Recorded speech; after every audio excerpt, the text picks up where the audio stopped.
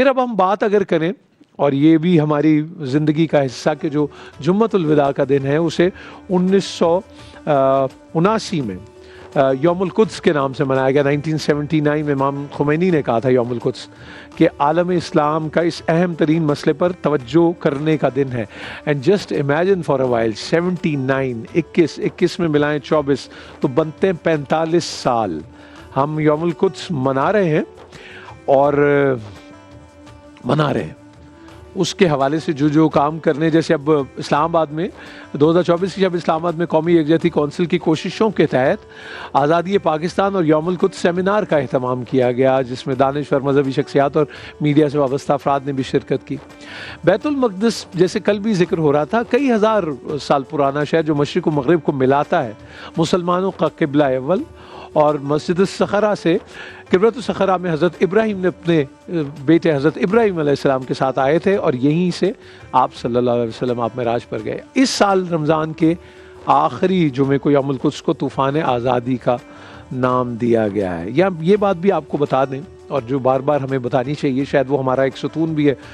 ہماری خارجہ پالیسی کا، کہ قائد اعظم محمد علی جناح نے کہا تھا کہ اسرائیل ایک ناجائز ریاست ہے اور ہم اسے کبھی تسلیم نہیں کریں گے۔ تو 3 دسمبر 1937 کو پورے ہندوستان میں یوم فلسطین منایا گیا۔ قائد اعظم نے فلسطین فنڈ قائم کیا تھا، اور 1940 میں قرارداد پاکستان کے ساتھ ساتھ قرارداد فلسطین بھی منظور کی گئی تھی۔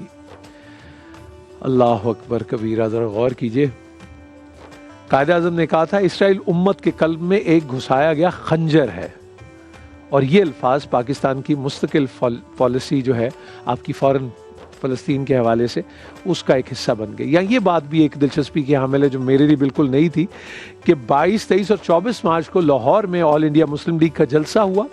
جس میں 22 تاریخ کو قائد اعظم محمد علی جناح نے 100 منٹ طویل فی البدیہہ تقریر کی۔ اجلاس میں ایک نہیں 4 قراردادیں پاس ہوئی تھیں، اور دوسری قرارداد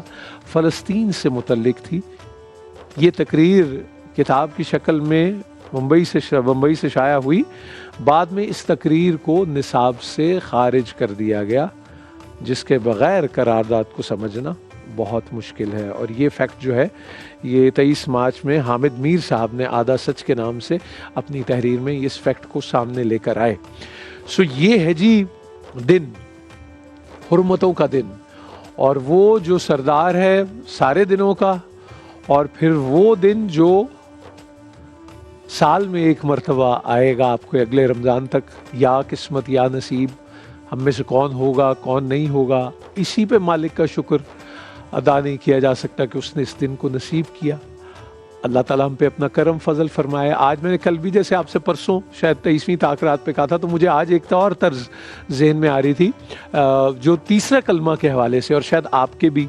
کہیں سماعت میں وہ کچھ اس طرح ہے کہ سبحان اللہ والحمد للہ ولا الہ الا اللہ واللہ اکبر ولا حول ولا قوة الا باللہ العلی العظیم، سبحان اللہ والحمد للہ ولا الہ الا اللہ واللہ اکبر ولا حول ولا قوة الا باللہ العلی العظیم۔